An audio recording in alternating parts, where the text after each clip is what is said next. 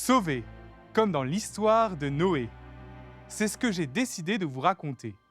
Alors, tenez-vous prêts et embarquez avec moi dans ce récit tiré de la Genèse. Un jour, un homme, le voici, son nom est Noé. C'est un homme juste qui marche avec Dieu. Et c'est bien l'un des derniers d'ailleurs. En effet, le monde est rempli de violence et de méchanceté. L'humanité s'est bien éloignée de Dieu. En parlant de Dieu, le voici. Il vient à la rencontre de Noé, le cœur lourd, pour lui dire « Fais-toi une arche en bois de cyprès. Et voici que moi je fais venir le déluge. Les eaux recouvriront la terre. Tout ce qui vit sur la terre expirera. Mais avec toi, j'établirai mon alliance. Toi, tu entreras dans l'arche, et avec toi, tes fils, ta femme, et les femmes de tes fils.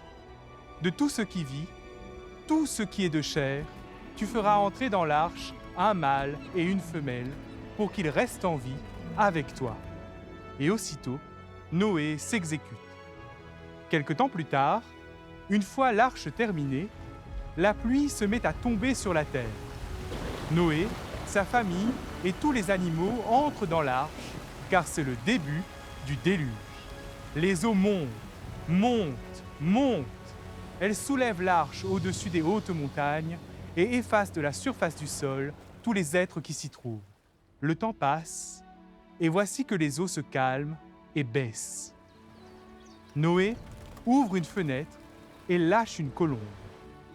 Celle-ci revient avec en son bec un rameau d'olivier tout frais.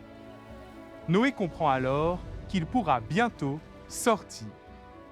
Voici que Dieu vient à sa rencontre. « Sors de l'arche, toi, ta femme, tes fils et les femmes de tes fils, tous les animaux qui sont avec toi. Soyez féconds et multipliez-vous. » Ainsi, cette histoire est avant tout l'histoire d'un Dieu qui aime tellement l'homme qu'il a voulu le sauver en le plongeant dans les eaux. Oui, Dieu veut sans cesse renouer l'alliance avec nous. Et ce premier baptême de l'humanité en est le signe. Et ça, c'est une bonne nouvelle. Pour preuve, on en parle encore aujourd'hui.